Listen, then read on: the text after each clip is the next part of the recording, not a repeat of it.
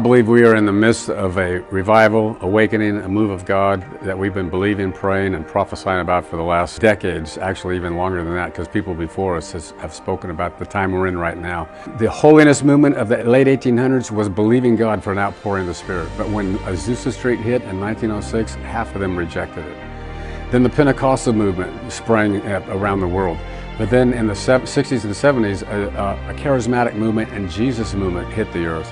And yet the Pentecostals, then many of them rejected it because they didn't think it was God. It didn't look like them.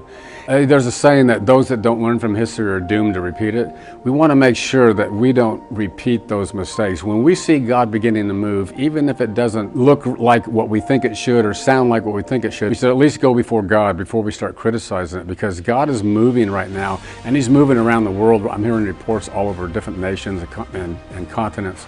And so we want to just be open to what God's doing and rightly divide the word, discern it, but not have a critical spirit, but an expectant spirit, knowing that God is going to move where you're at, where I'm at. Be open, be expecting, because this is our finest hour, and I believe this is the big one, and we need to be ready and jump right in.